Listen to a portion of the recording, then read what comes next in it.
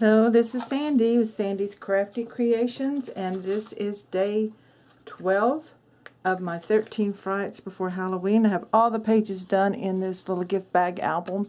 I have them decorated. We will go through them again at the end here to see if there's anything I want to add. And today I'm adding in ribbon for the binding. Now we're going to see how this works. This is something I didn't plan ahead. I just thought that I would do this. So I'm going to do this. I've done it on real small albums, but not on any this big. So I have some satin. I think satin might be better to pull and tie. I'm not sure. This is from Michael's Celebrated. It's a purple with the dots on it, circles on it. So I've cut 2 pieces of that that are 18 inches long, 18 to 20 inches. And then I had this, excuse me, I have allergies, so there's acting up. I have this other Celebrate Halloween with the chevron black and on the orange. And I have 2 pieces of that. So I've already thread the purple through to pull it together to make it easy to work with. So work with one at a time. You just thread it all the way through, and I've got it tied in loose knots that I can loosen it up if I need to. Now it's going to get a little bit harder here, and I'm going to speed up the camera, but I just start on the first page. You find the hole, and then if you need something like a stylus to poke that through to help you, just reach in and pull it through, and then you're just going to keep doing that on all the holes. So you just do one set of holes first. Oops. And like I said, this is a little more time consuming, so I don't want to use the whole video up just for that. So I am going to speed it up, possibly skip some. So just pull through without pulling all the way. And just keep going that way. So once I have it all done, then we'll play with it and see how it works, to see if I like the way it's working. Now if you don't like the ribbon binding, you certainly can use rings and then tie ribbon on those. So that would work just fine if you don't like just the ribbon binding. So, but I wanted to see how this would work. So I'm going to give it a try on mine. I can always change it later if I don't like it.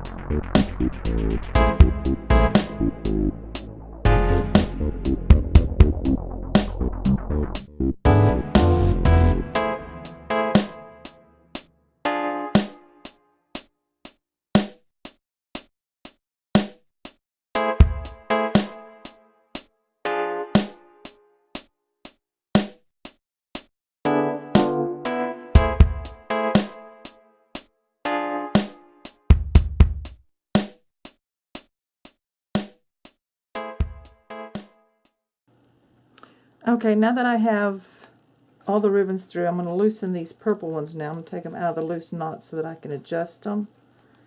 And I also hooked up my witch's feet that hang, boots that hang down, so that I can line up pages easier without her hanging down. Let's see here. My loose knots. There we go. I did the knots on the top one and the bottom one to kind of hold it all together while I was threading those center ones in. So you do thread your top and then in your bottom ones first. I think that makes it maybe a little easier. And then pull them snug so that you can make sure you keep everything lined up. So let's see here. So we've got them loose. I've got tails on each one. Top and bottom here.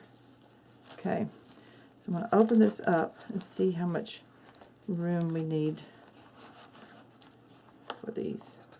I think that's what's going to work best, to make sure that each one opens. Right here.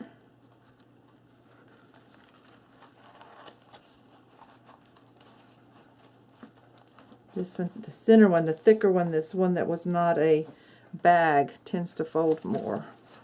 So that might not have been such a great idea. Oops.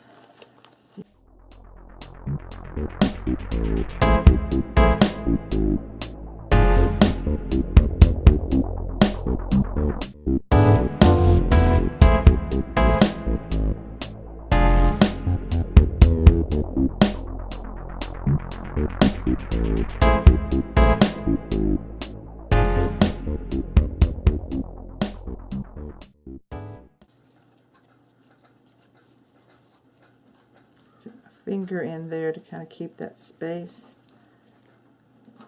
Pull that. So what it is like we have rings made out of ribbon. Finger in there, pull and tie. I wish the chevron was a double-sided ribbon, but I'm going to work with it.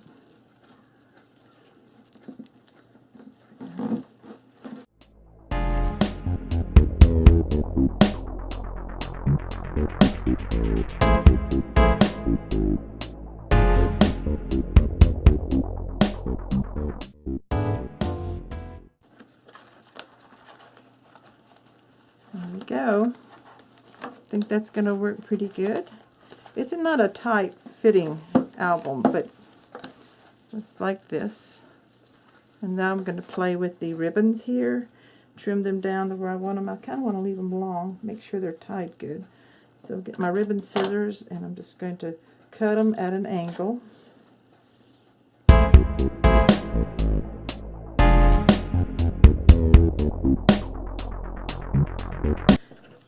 After I turned off the camera, I decided as a afterthought or precaution that I would take short strips of the matching ribbon, except that I'm using, like, I've already done the other three. This is the purple one here on the bottom, so I'm threading the opposite one pattern underneath the ring here, up between the tails, and I'm tying another double knot with a different ribbon to secure the knot of the original. Now, I didn't have any that came loose. I just decided to do that. I do that sometimes with tags. So I'm just cutting, adding a little extra ribbon in there to tie over the knot of the first set. So that just gives us more ribbon sticking out like that, kind of fuller looking, and I like that. And it still flips. And also I decided, because they keep flipping up and hanging in the spider's legs, to use glossy accents and glue down my witch's boots right here on the bottom. So they're not dangly, but they do stick out over the edge. So that's drying right now, and that's where we're at right now. And excuse all the mess. I zoomed out to do the ribbons and forgot to zoom back in. Okay, so I think I'm done with the book. I may flip through it and see if there's anything I want to add. What I did add was some of these spiders, these glittery spiders on some of the purple ribbons on the tag on the side here. And I did glue these down. I think I already told you that. I glued these down and I added a spider over here. So that's the front of the book, and it's going to flip open. So we have this side here with the little jack-o'-lantern. There's nothing on this right here, but I kind of like it that way. I can't think of anything that I might want to put there at this time. I do have some little spider webs, but since we've got bats flying around, I'm not sure. Let's see what they look like since we're playing around with this. When I go to Michael's or a store, scrapbook store, I just pick up several of different spooky, cute little things. So yeah, I can put the spider web there, and then one of these little spiders with the little googly eyes. Stick him right there. He's kind of cute. So he goes in with the jack-o'-lantern. And then we'll flip this page. And I did get all my tabs in. If you can see those, they're all in. I created this little folding booklet out of a 12-inch piece of paper, cut down to 5 inches tall, and just fold it to create a booklet, and then I added a little spider. So this is going to slip in right here. And this is just a booklet to add pictures in if I want. Just stick it in there. And then this page is done with the jack-o'-lantern and the bats.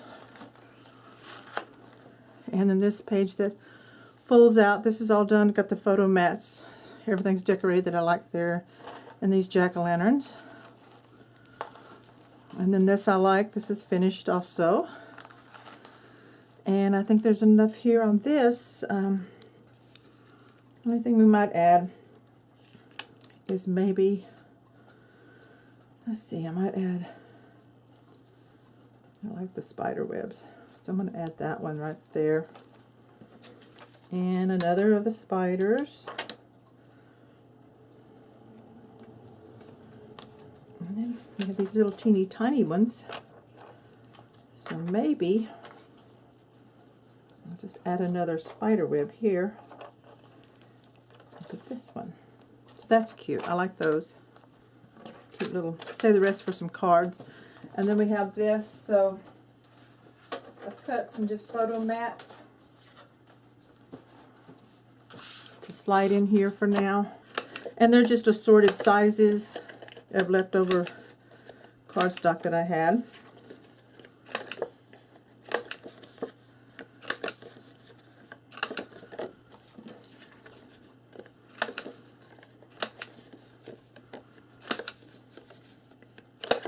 And I'm just going to stick them in there and they're ready for pictures.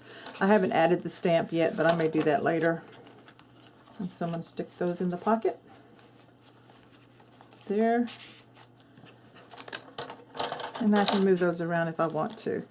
And that's the Best Witches Gift Bag Halloween album for 2016-13 Frights Before Halloween.